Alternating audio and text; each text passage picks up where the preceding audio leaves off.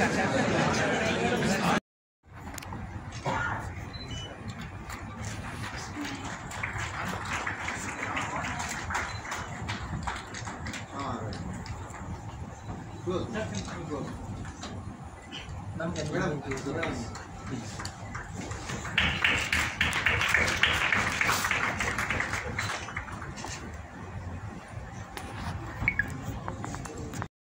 a student.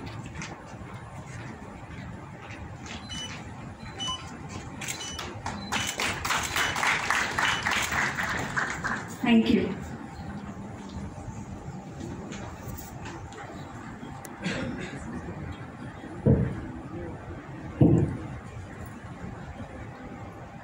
And also now we'll be calling upon Bharat Shah and Anita Shah, who are seated here, and as they have collaborated together to bring about a beautiful book, and for which we have gathered here today, a bouquet for them as well, please.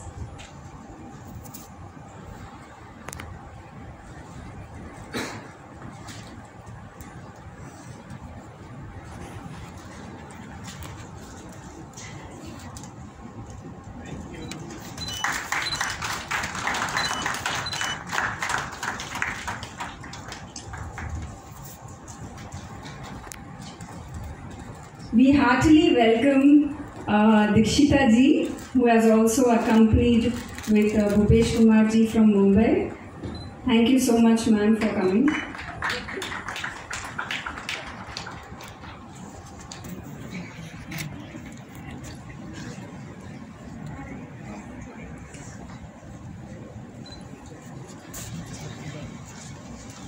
And inaugurate the event.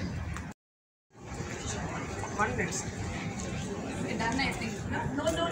That I want her to be here. Okay. Oh, okay.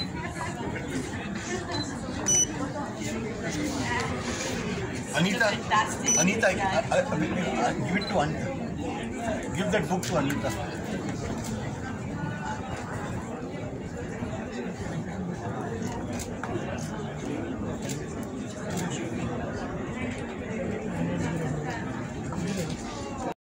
Her research, mostly funded by AICTE, focuses on low-income housing in the urban slum communities and on the impact of globalization on cities.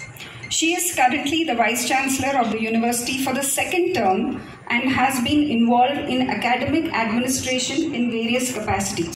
Holiness, Goswami Kultilak, Shri Bhupesh Kumar ji, Guest of Honor, Srimati Harichandana Dasari, IAS, author of the book, Dr. Anita Bharat Shah, architect Bharat Shah, photographer of the book pictures in this book and collaborator, my dear colleagues, staff, students and friends. We are gathered here for the launch of a unique book which culminated after 7 years of dedicated research by the author. Along with her husband, Sri Bharat Shah, she traced several important artworks related to the rituals and beliefs of the Pushti Marg community in various museums and havelis. In this beautiful publication, of which I was lucky to have a preview, I realized it is not just one more coffee table book published on art. It connects in a deep and emotional way from the personal experience of the author as a member of the community who is also a qualified museologist. The background of the Bhakti movement is traced evocatively, describing the pillaging of temples, persecutions and atrocities.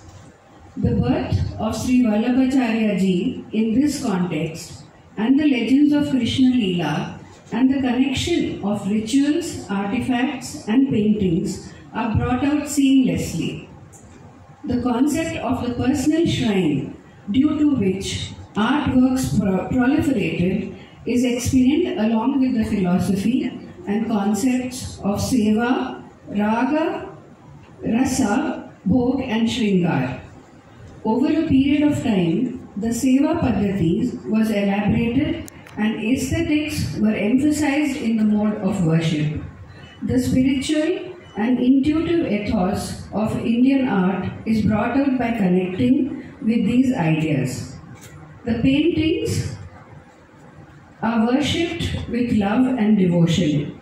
An understanding of the painting as a swarup of the Almighty is the key to understanding these practices. The legends attached to various paintings, starting from the most important at Nathdwara, are enthralling to read. The university appreciates the immense research that has gone into this book. And personally, I was privileged to hear about the narrative and the journey behind this publication. We hope that the author's expertise on these would be shared with our students and give them an understanding of the various forms of the artworks and the socio-cultural milieu which created the setting for understanding them. Once again, I express my deep sense of privilege and gratitude for the presence of Sri Bhupesh Kumar ji and the guest of honor, Srimati Harichandana Dasari, on this occasion. I congratulate Dr. Anita Bharat Shah and architect Bharat Shah on the publication of this beautiful book. Thank you. ఈరోజు ఈ book colours of devotion Anita Shah గారు చేశారు. ఇది వారు 7-8 years effort పెట్టి ఈ book చేయడం జరిగింది. చాలా వరకు మన ఆర్ట్ అండ్ హిస్టరీ మన కంట్రీలో చాలా ఫేడ్ అయిపోయింది. ఈ మధ్య చేసే ఆర్టిస్ట్ కూడా లేరు. ఇప్పుడు కొంచెం రివైవల్ జరుగుతుంది మన దేశంలో, కంట్రీలో. Everyone is looking at our ancient traditions. ఇప్పుడు మనం చూస్తే కనుక ఆర్ట్ హిస్టరీ అనేది యూజువల్లీ వెస్టర్న్ పర్స్పెక్టివ్ మనము వింటూ ఉన్నాము. కానీ అనితా షా లాంటి ఆథర్స్ మనకి ఇండియన్ పర్స్పెక్టివ్ తీసుకొచ్చి ఆర్ట్ అండ్ కల్చర్ ఎలాగ మనకి డైలీ లైఫ్లో మన పార్ట్, అది ఒక విధంగా it's a way of educating people. Previously అంత ఎడ్యుకేషన్ స్ప్రెడ్ లేనప్పుడు ఆర్ట్ ద్వారా, ఆర్కిటెక్చర్ ద్వారా, మన టెంపుల్స్లో, మన రిచ్ పెయింటింగ్స్లో, వీటి ద్వారా మనము life philosophy and important lessons convey చేసేవారు. సో కొన్ని ఆర్ట్ ఫామ్స్ అసలు ఇప్పుడు ప్రాక్టీస్లోనే లేవు. సో అవి కూడా ప్రిజర్వ్ చేసి వాటిని బుక్ ద్వారా మనందరికీ ముందుకు తీసుకొచ్చారు. సో ఇలాంటివి ఇంకా ఎక్కువ ఎఫర్ట్స్ జరిగి మన కల్చర్ని, మన హిస్టరీని ప్రిజర్వ్ చేసుకొని మనం నెక్స్ట్ జనరేషన్స్కి మనం ఇది చూపించగలిగితే ఇంకా చాలా బాగుంటుంది. సో ఇలాంటి ఆర్ట్ ఎఫర్ట్స్ని మనం ఇంకా ఎంకరేజ్ చేయాలి.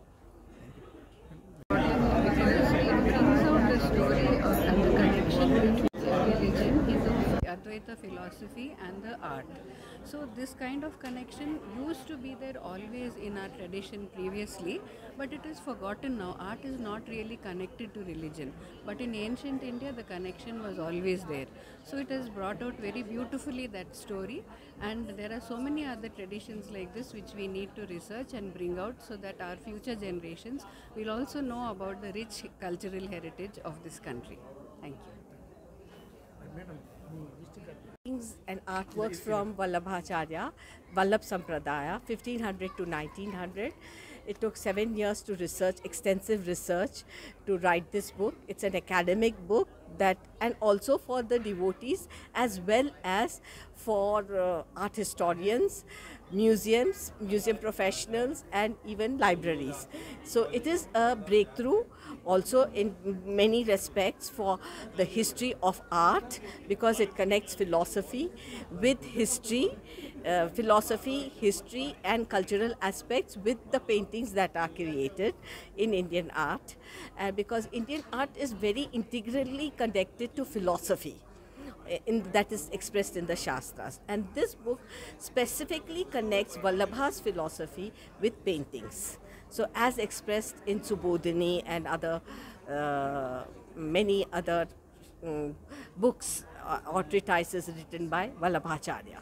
So and it has traced the genealogy of the Bhagavad Puran, which is the most important pre-Mughal manuscript because it has it dates it also properly to 1520 and also shows that it came from a Pushtimark family.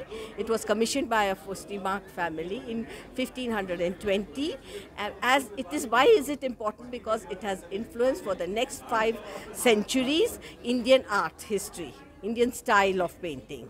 And also it shows, because Vallabhacharya was a Velnadu Telugu Brahmin who propagated in the north. So he has so many devotees traveled south and settled in Hyderabad, Deccan.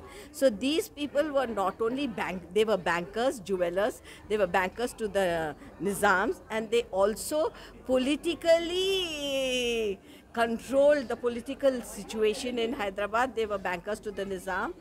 So that way also, and they were great devotees. So they have commissioned and patronized kalamkari artists, which are now in museums all over the world, and golden pitchwise. These kalamkari pitchwise come from the very few there are that come from the Coromandel coast and from 1700s to 1860s, the kalamkari pitchwise, and they are regarded as the high art, and they are in very big museums all over the world, and the golden pitchwise, which are also dispersed now all over the world. The golden pitchwise were commissioned in the workshops here in Hyderabad.